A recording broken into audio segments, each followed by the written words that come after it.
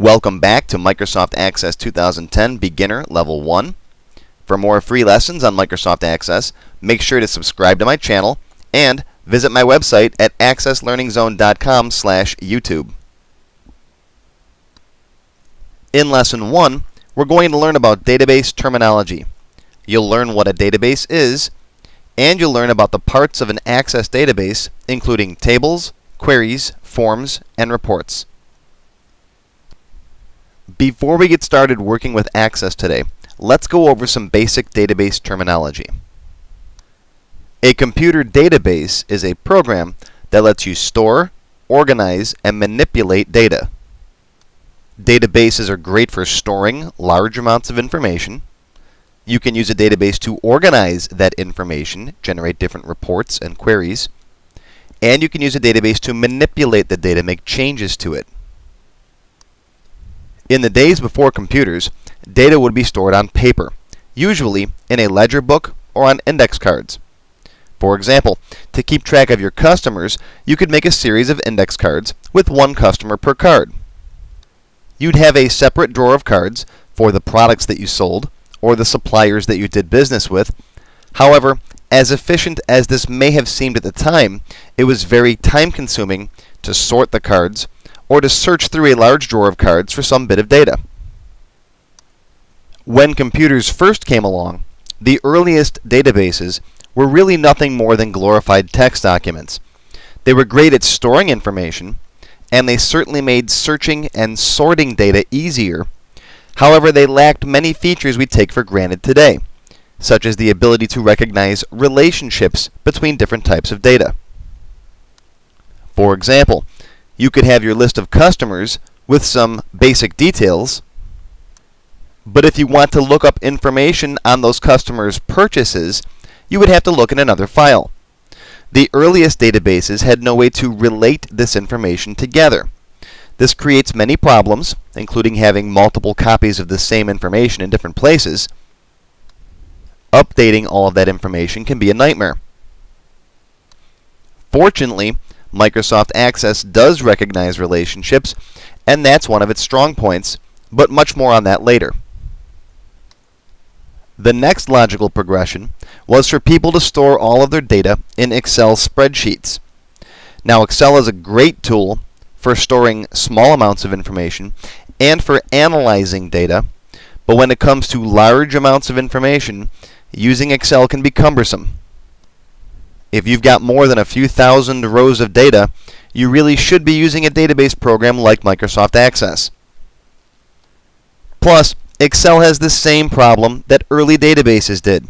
It's not relational. There's no easy way to link your customers to their orders or products to their suppliers, and so on. In addition, Excel can be difficult for novice users to work with. If you don't know how to use Excel, finding the information that you want can sometimes be daunting. Whereas with Access, you can build a nice user-friendly interface for beginners to easily find their way around in. Plus, it's much easier to secure an Access database than an Excel spreadsheet. You can control exactly what users can do in your database and what information they have access to. This brings us, finally, to the modern database. In my opinion, Microsoft Access is the best desktop database application available. An Access database can store large amounts of data, much more than an Excel spreadsheet or a simple text document. An Access database can recognize relationships between your data. For example, if you're keeping track of customers and their orders, you can store all of your customer details in one place and all of their order information in another place. Access can then relate the two together, so you don't need lots of redundant information in your database, such as having to copy all of your customer details onto each order. The database can keep track of that for you automatically. One of the problems with Excel spreadsheets and older database applications is that you have little or no control over what kinds of information get put into your database. With Access, you can specify exactly what the user can do. This will prevent, for example, a number where the customer's last name should be, or a 4-digit phone number. Access gives you strict controls over the structure of your data, and that's a great thing. Access is great for you to build a database for other people to work with. You can design a very user-friendly interface so they don't get lost. All of the data entry forms and reports that they need to work with can be presented for them in a nice, simple menu. Plus, since you, the developer, control the interface, you can easily secure your database and lock them out of sections they shouldn't see. Sure, there's a little bit of a learning curve to initially set your database up, but once it's built, you will definitely save time. Now that we know what a database is and what the benefits of using a database are, let's talk about the parts of a Microsoft Access database. An Access database consists of data and the tools to work with that data. What are these tools? An Access database consists of tables, queries, forms, reports, and optionally macros and modules. Tables are used to store data, queries to organize data, forms to display data on the screen, reports to print out the data, and for advanced users, you can build macros to automate repetitive tasks, and modules which give you the full Visual Basic programming language inside your Access databases. Now I have macros and modules grayed out because you can build a fantastic database in Access without ever using them. All you really need are tables, queries, forms, and reports. All data in your Access database is stored in one or more tables.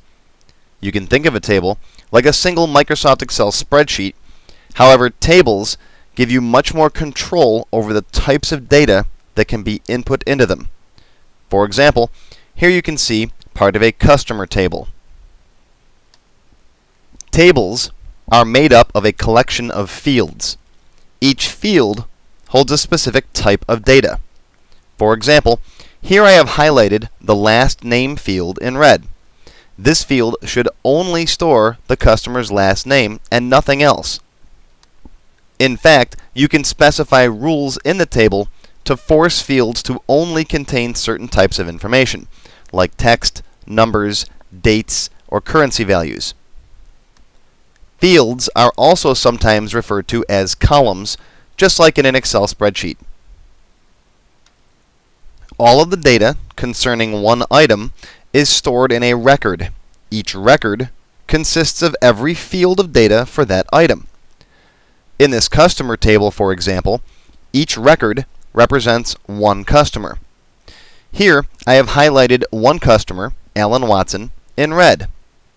You can think of a record like a row in an Excel spreadsheet. You might not always be storing customers, however.